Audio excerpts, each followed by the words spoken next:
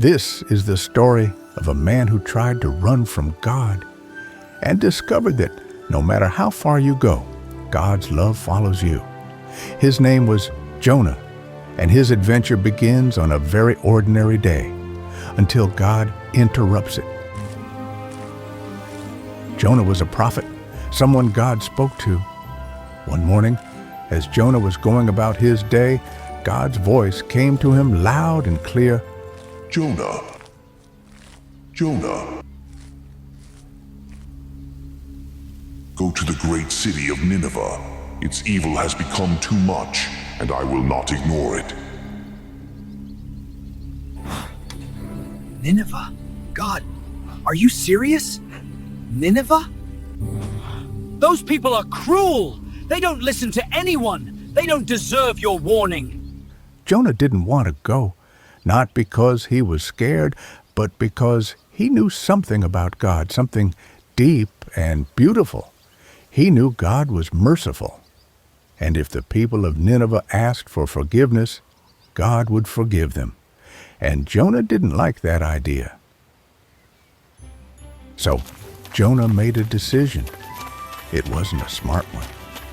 He decided to run from God.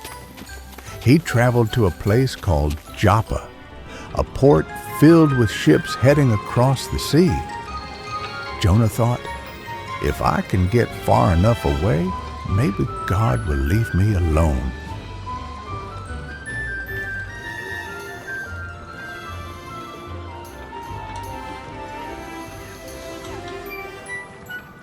Hi, are you headed to Tarshish? Tarshish? Long journey, my friend. Expensive. You sure? More than sure. I need to get as far away as possible. Jonah paid the fare, climbed aboard, and settled in. He thought he had escaped his assignment, but you can't run from God. As the ship moved farther from land, something powerful happened, something supernatural.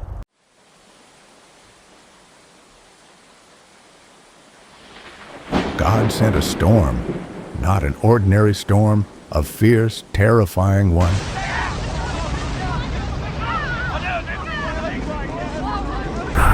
Hold the ropes! The ship is going to break apart! We're all going to die! Someone call on your God! Everyone was panicking except Jonah, who had gone below deck and fallen fast asleep.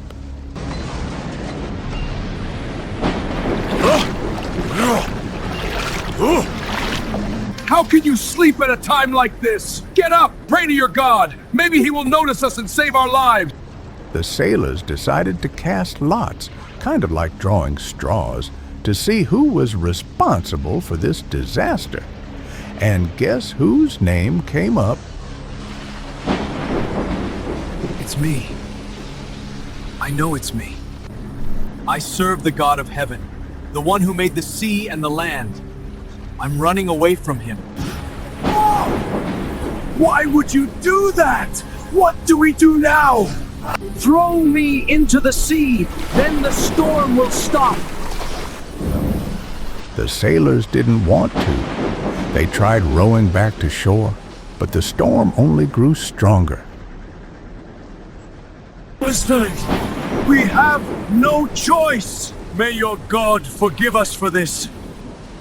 So they threw Jonah into the sea.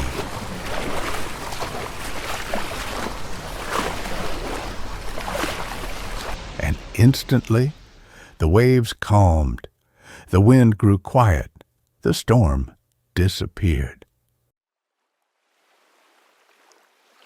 But Jonah didn't drown. God had a plan even in Jonah's disobedience. A huge fish sent by God swallowed Jonah, not to punish him, but to protect him. Inside the fish, Jonah finally had time to think. I called to you from deep trouble, and you answered me.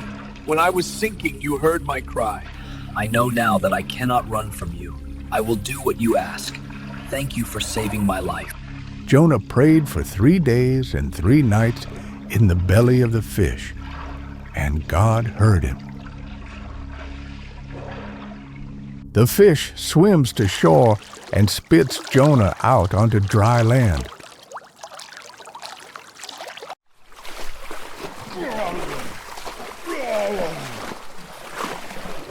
Okay, God, I'll go to Nineveh.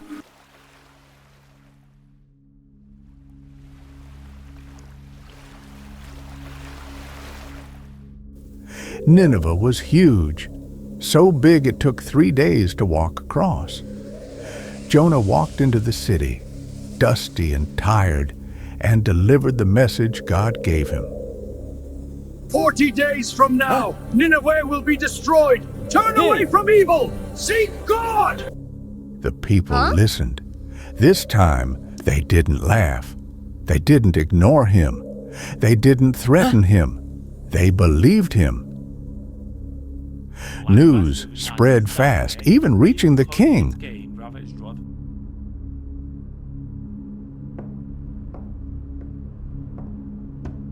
Everyone listen! We must humble ourselves before God. No eating, no drinking. Let's pray with all our hearts. Maybe God will show us mercy.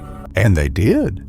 The whole city turned away from violence and wickedness, and when God saw their changed hearts, he had compassion. He decided not to destroy the city. Now you'd think Jonah would be happy, but he wasn't. God, this is exactly why I ran. I knew you're slow to anger.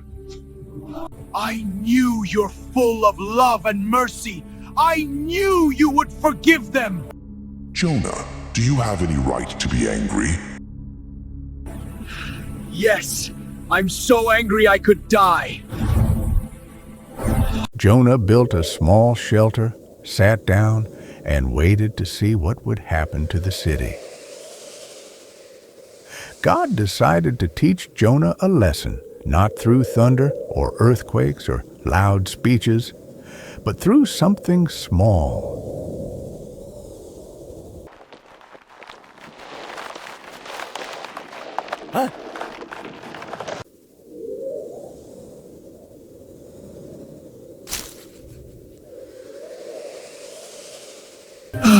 Finally, this shade is amazing. But the next morning, God sent a tiny worm. My shade, what happened? Then God sent a hot, burning wind. Jonah felt miserable.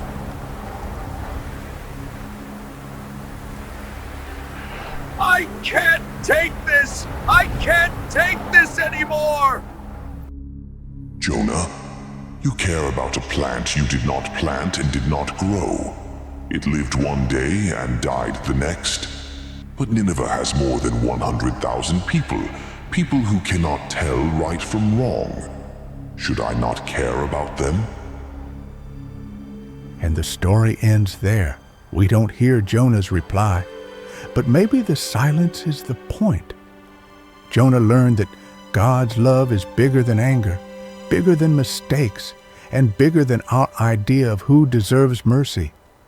This is a God who gives second chances, not just to Nineveh, not just to Jonah, but to all of us.